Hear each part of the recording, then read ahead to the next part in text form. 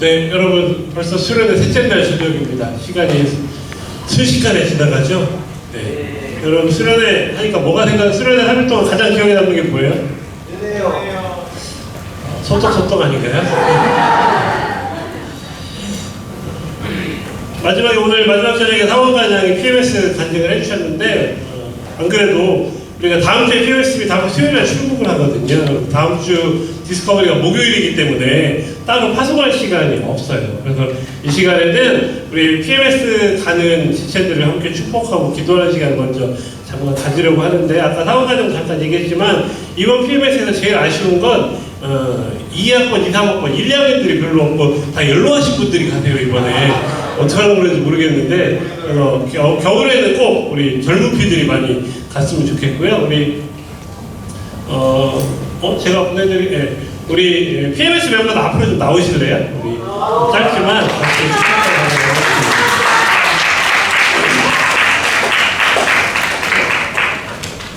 우리 정상현 선생님을 포함해서 7명의 지체들이 갑니다.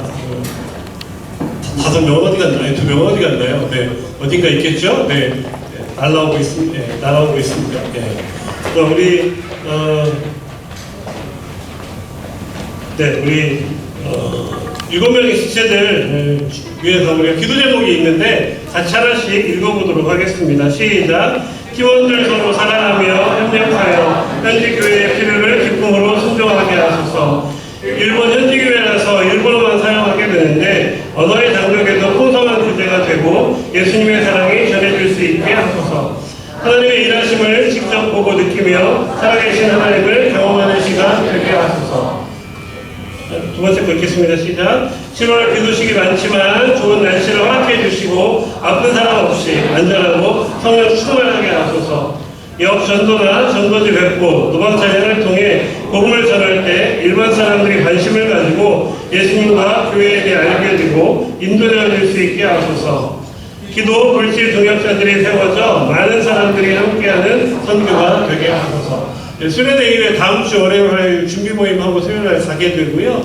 또 아직 재정이 채워지지 않은 지체들이 대부분이에요. 재정원이 잘 채워질 수 있도록, 또 재정원 혹시 못하더라도 여기 있는 모든 분들이 꼭 기도의 동역자들이 되어주셨으면 좋겠습니다. 이 시간 마음 모아서 기도 제목 가지고 이 지체들을 축복하며 기도하도록 하겠습니다. 기도하겠습니다. 하나님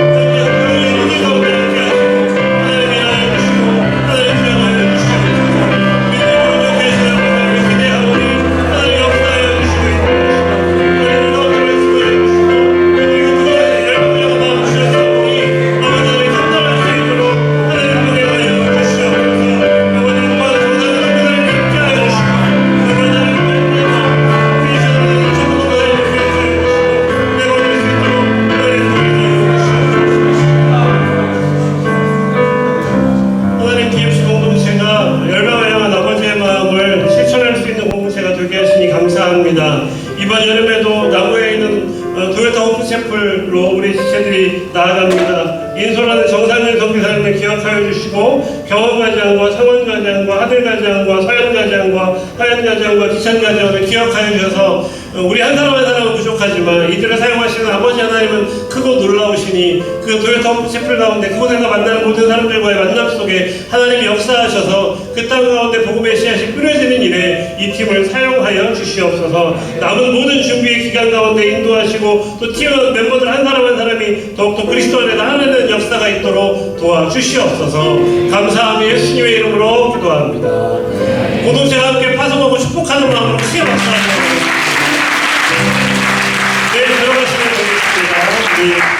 지체들이 기도 편지나 기도 카드를 다 준비해서 여러분들에게 드릴 때 피하고 도망다니지 말고 잘 받아주시고, 또 받고 쓰레기통에 버리지 말고 그냥 부셔박지 말고 그들이 PMS에서 돌아오는 그날까지 뭐 상황이 돼서 재정으로 호환할 수 있으면 재정 호환도 하면 좋겠고, 아니면 꼭 기도로 같이 갔으면 좋겠고, 아까 상원 과정이 간증한 것처럼 올 겨울에는 꼭 같이 많이 갔으면 좋겠습니다.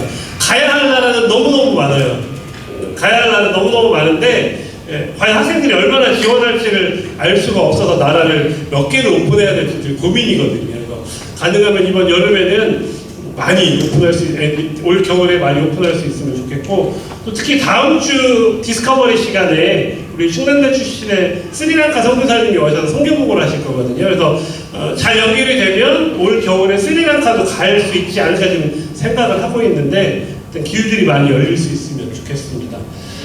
그리고 광고 아닌 광고를 하나 하자면, 여러분들 첫날 등록할 때 핸드북과 함께 뭐 하나, 물건 하나씩 받으셨죠? 뭐 받았는지 기억나세요? 부채 받으셨잖아요. 부채 보니까 거기 뭐라고 써있어요? DTI라고 써있어요. 이게 뭐지? 이 부채 왜 주지? 라고 생각을 할 텐데, DMC에는 DMC 해외 선교 훈련원이라고 해서 DTIM이라고 하는 해외 선교 훈련 기관이 있습니다. 그래서 말레이시아에 선교 훈련 센터가 있거든요. 그래서 오랜 기간 동안 필리핀에 있다가 2018년, 2019년에 말레이시아로 기관을 옮겼어요. 훈련 장소를.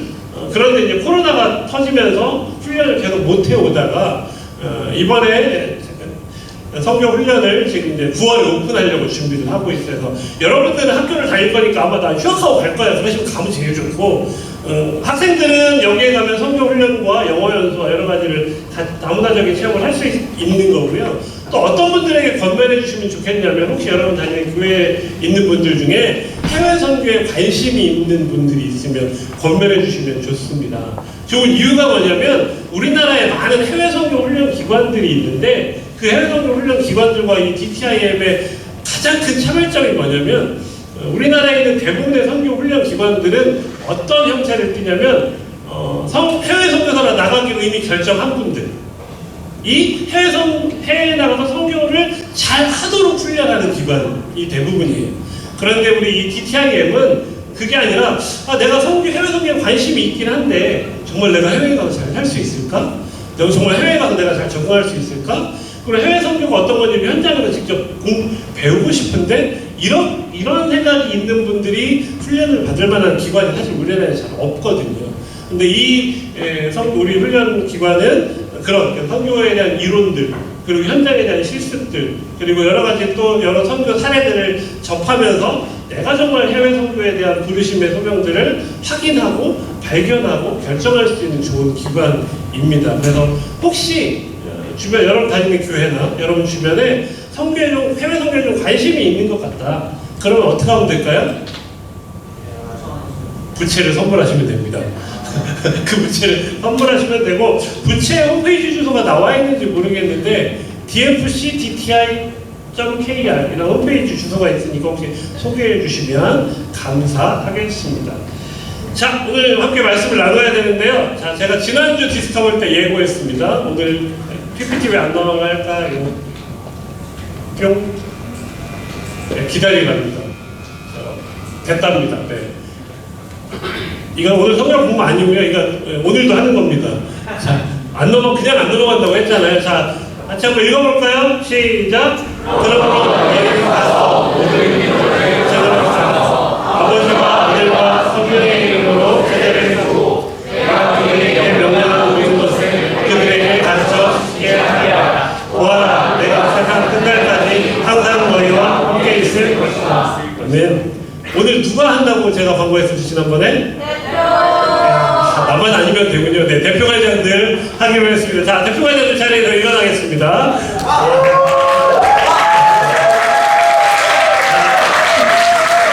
네, 간단합니다. 떠 있잖아요. 보고 하셔도 되고요. 난 외우고 싶다 안 외우고 하셔도 됩니다.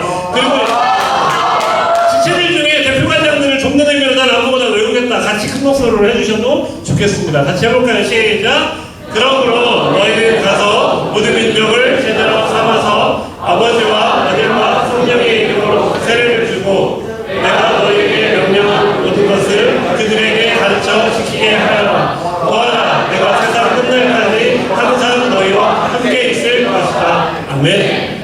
수고하셨습니다. 대표관장님에게 큰 박수로 드리겠습니다. 다 끝나고 2학기 개강 체플 때 다 같이 안 보고 하는 겁니다. 이제 그때는 안 띄워줄 거예요, 정말. 자, 오늘 말씀 같이 보겠습니다. 오늘 말씀은 요한복음 21장 18절부터 22절까지의 말씀입니다. 제가 봉독하고 병행하기 어려워서 방송실 이거 성경 말씀 봉독할 때만 좀 넘겨주세요. 타이밍 맞춰서.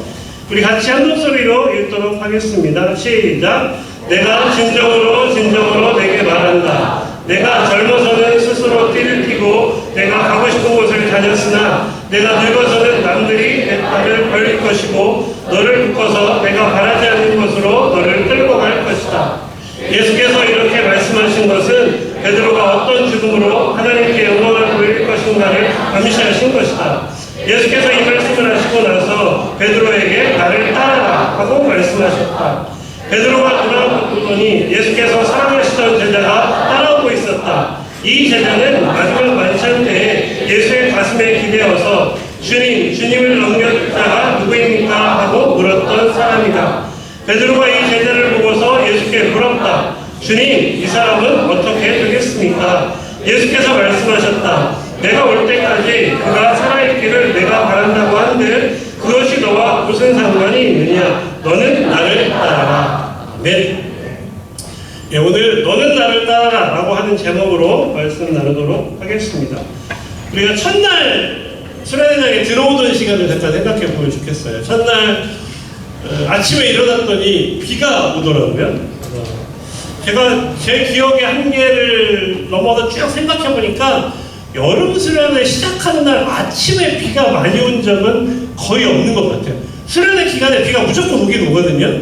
그런데 보통 처음 수련회장에 들어와야 하는 날 첫날은 비가 온 기억이 제가 잘 없는데 어쨌든 우리 선교사님들 또 찬양팀, 호산나, 알몬드, 교육과정 준비할 친구들이 오전에 먼저 와서 준비를 막 했단 말이에요. 치고 막 하면서.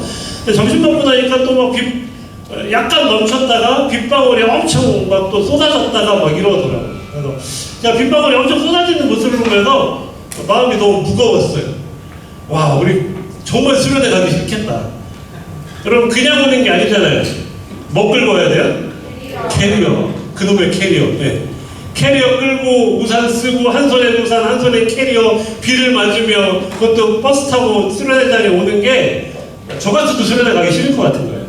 그래서 한쪽으로 걱정이 됐어요. 어떡하지? 우리 가족원들이 수련회 오기 싫겠다.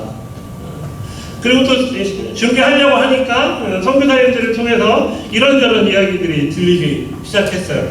오기로 했던 학생이 오늘 열이 40도래요.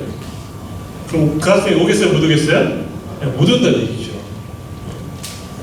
집에서 부모님 일 돕다가 오늘은 오기로 했는데 부모님 일이 좀 급해져서 집에서 못 내려온답니다.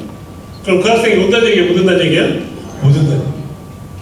왜 이렇게 못 온다는 이야기는 들리고 하늘은 무심하게 비는 내리고 나 같아도 이 비에 캐리어 들고 여기 오기 싫을 것 같은데 어떡하지? 이런 고민들을 하게 됐어요. 그러면 이제 그런 거 별로 내색 안 하고 이제 등록부에 3층에 앉아서 이제 로비에서 등록하면서 이렇게 기다리고 있는데 한 명씩 여러분의 모습이 나타납니다. 옆에 사람 한번 볼래요? 제가 늘 디스커볼 때도 얘기하지만 그렇게 온 사람이 그 옆에 앉아있는 사람이에요. 그러니까 기본적으로 뭐예요? 얼마나 착해.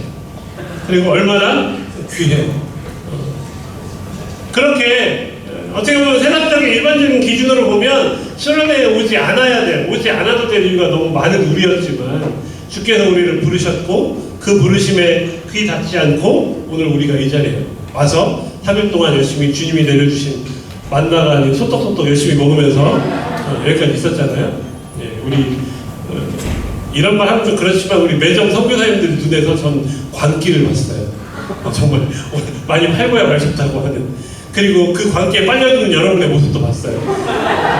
오늘 아침에 저 너무 놀라운 광경을 봤어요. 아침 식사를 한 인원들이 그대로 나와서 식당을 나와서 소떡소떡 앞으로 다 달려가더라고요. 이번 수련회는 은혜라는 주제 속에서 우리가 계속 이야기를 하고 있어요. 그래서 첫날은 만남의 은혜를 이야기했고요. 둘째 날은 성장의 은혜를 이야기했습니다. 그리고 오늘 셋째 날은 선교의 은혜를 우리가 이야기합니다. 근데 사실 전체 이 수련회를 좀 준비하고 흐름을 짠 우리 진행팀 선교사님들이 이제 저한테 셋째 날 저녁 집회는 선교의 은혜입니다 라고 이제 저한테 이제 말씀을 그런 방향으로 준비해 주십시오 라고 부탁을 했어요. 그래서 근데 여러분, 은혜라는 말하고 선교라는 말은 교회 안에서 잘 한 문장 안에서 잘 쓰지 않는 단어잖아요. 그래서 제가 처음 이 이야기 가이드를 듣고 진행팀이 저에게 매우 어려운 숙제를 내는구나. 선교랑 은혜랑 어떻게 붙이지? 네. 일단 뒤에서 이제 저는 세례요한 같고 제 뒤에 오셔서 불을 내리실 분이 계시거든요. 좀 기도의 준비 지금 하늘께 불을 내릴 준비를 시동을 걸고 계시는 박모 성도사님이 계세요. 저 뒤에. 그 성도사님이 저한테 계속 3일 동안 얘기 수련회 오면서 선교의 은혜에 대해서 저한테 무슨 설교할 거냐, 무슨 얘기할 거냐, 그거랑 기도회랑 어떻게 연결할 거냐 계속 얘기하셔서 처음에 나도 모르겠다. 선교랑 은혜를 어떻게 붙여야 되는지 나도 모르겠다. 그런데 제 나름의 어떤 방향으로 어떻게 가야겠구나 라는 생각을 하다가 제가 또 이렇게 디테일한 데 좀 약하거든요.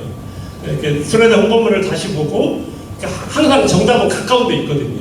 그래서 수련회 포스터를 유심히 보다가 우리 은혜라고 하는 포스터 밑에 서브 타이틀로 이런 말이 적혀 있잖아요. 같이 한번 읽어볼까요? 시작. 복음의 은혜로 자라나고 증인의 삶을 결단하다. 그러니까 오늘 저한테 증인의 삶을 결단하다라는 이야기를 하라는 얘기구나 라고 저는 이렇게 이해했습니다. 혹시 제가 좀 헛다리를 짚은 거면 뭐 진행팀 어쩔 수 없어 이미 설교 준비가 끝났기 때문에 그래서 제가 이 말을 저의 언어로, 저의 말로 제가 오늘 설교를 하려고 하는 말로 좀 바꾸면 이렇게 말할 수 있는 것 같아요. 은혜 받은 자의 삶으로서의 선교는 무엇일까? 아까 말했던 것처럼 은혜와 선교를 우리는 붙여서 잘 이야기하지 왔어요. 그런데 이 복음과 은혜와 선교와 은혜를 붙여서 이야기하려고 할 때 무슨 이야기를 할 수 있을까? 그러면 우리가 은혜 받은 자라고 할 때 그 은혜 받은 자로서의 삶은 어떻게 선교로 나타나야 하는가? 그 이야기를 오늘 저는 여러분과 해야 하지 않을까 싶습니다.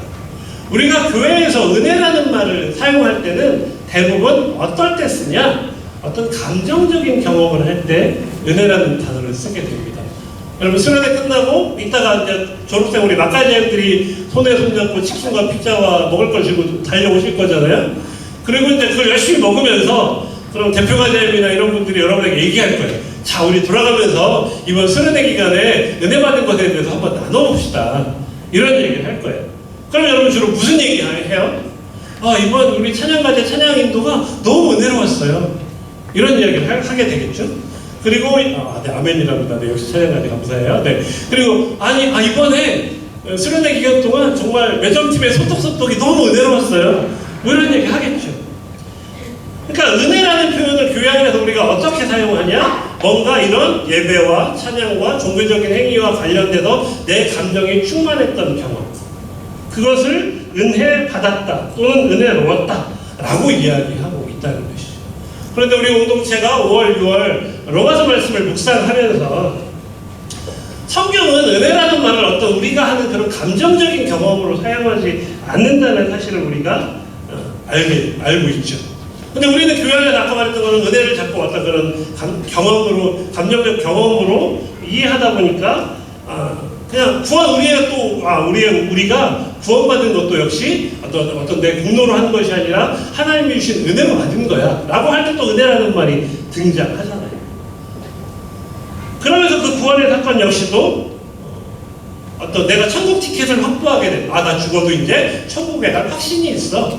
이런 용법으로, 이런 말로 우리가 사용하게 돼요. 그러다 보니까 어떤 문제가 생겨요? 내가 은혜 받았다라고 하는 데서 멈추게 되는 거예요. 내가 은혜 받았어요. 그러면 내가 은혜를 받았으면 앞으로 어떻게 살아야 되지? 은혜 받은 자예요. 그럼 나는 뭘 해야 되지? 에 대한 고민이 없이 은혜 받았어, 구원 받아서 나 죽으면 천국 가네? 로 만족하게 되는 거예요. 그리고 나에게 그 은혜를 베풀어 주신 그 예수 그리스도는 어떤 존재예요? 여전히 나를 지키고 보호하시고 나에게 은혜를 베풀어 주시는 거예요. 그러니까 뭐예요? 여전히 예수님은 뭔가 나를 자꾸 공급하고 나를 돌아보고 나를 채워주어야 하는 분이고 나는 그 은혜를 누리면 되는 사람으로 우리의 은혜에 대한 이해가 매우 제한적이라는 것이죠. 그런데 아까 말씀드린 것처럼 성경은 은혜를 무엇이라고 말하는가? 아까 특별히 로마서 말씀 잠깐 드렸는데 로마서에서는 은혜를 무엇으로 표현하는가? 지난주 디스커버리 시간에도 제가 잠깐 말씀드렸던 것처럼 로마서가 말씀하고 있는 은혜는 하나님의 구원 역사에 동참하게 되는 것. 다른 말로 하나님의 언약 백성이 되는 것. 그것이 하나님이 우리에게 주시는 은혜라고 합니다. 하나님의 언약 백성이 되었어요. 하나님의 언약 백성 우리를 삼아주셨어요. 그러니까 내가 하나님의 언약 백성이 되었구나 라고 하는 말은 내가 나에게 천국이 보장되었구나, 나 죽어도 나중에 천국 가네? 라고 하는 말로 멈추어지는 것이 아니라 아까 우리 사원과장이 중국 갔다 온 얘기, 미국 갔다 온 얘기 여러 얘기 했는데 예를 들어 사원과장이 미국 영주권을 취득하게 되었어요. 그러면 사원과장이 지금까지 한국에 살다가 어떻게 어떤 과정으로 미국 영주권을 취득하게 돼서 미국 영주권을 취득해서 미국에 살게 되었어요. 그러면 영주권을 취득하게 되는 것으로 사건이 끝나는 게 아니잖아요. 그 다음에 이제 내가 미국 영주권을 취득했으면 미국에서 어떤 삶을 어떻게 살아야 될지에 대한 고민과 실질적인 삶이 시작돼야 된다. 마찬가지로 우리가 하나님의 언약 백성이 되었다고 하나님의 언약 백성됨이 은혜라는 사실을 우리가 기억한다면 어떤 궁금증과 질문이 나와야 되냐? 그러면 우리는 하나님의 언약 백성으로 어떻게 살 것인가? 우리가 하나님의 언약 백성으로 어떻게 살 것인가에 대한 성경의 대답은 무엇이냐? 예수님이 그 하나님의 언약 백성 삼으신 제자들을 향하여 뭐라고 말씀하십니다. 제가 지난 1학기 내내 여러분에게 외우라고 강요는 안 했지만 이걸 세뇌시켰잖아요. 이제 완벽하게는 아니어도 그래도 한 5, 60% 정도는 떠듬떠듬 이제 여러분 자연스럽게 나와야 돼. 이 정도 세뇌를 받았으면. 아직 세뇌가 안 됐으면 여러분 디스커버리를 많이 빠진 것밖에 이유가 없을 거예요. 마태복음 28장에 예수님이 이 이야기를 하시잖아요. 왜 이 이야기가 중요하다고 그랬어요? 예수님이 이 지상사역을 마무리하면서 아버지 곁으로 가시면서 이 땅에 남겨진 제자들에게 마지막으로 하신 말씀이에요. 이 하나님, 이 땅에 남겨진 하나님 나라 언약 백성에게 마지막으로 하신 말씀이에요. 예수님이 부탁하신 게 뭐예요? 가라. 그리고 제자 삼아라. 세례를 줘라. 가르쳐 지키게 해라. 그러니까 마태복음 28장 말씀에 따르면 하나님의 언약 백성 된 우리가 해야 할 일은 뭐예요? 가는 것이고 세례를 주는 것이고 제자 삼는 것이고 세례를 주는 것이고 가르쳐 지키게 하는 것이고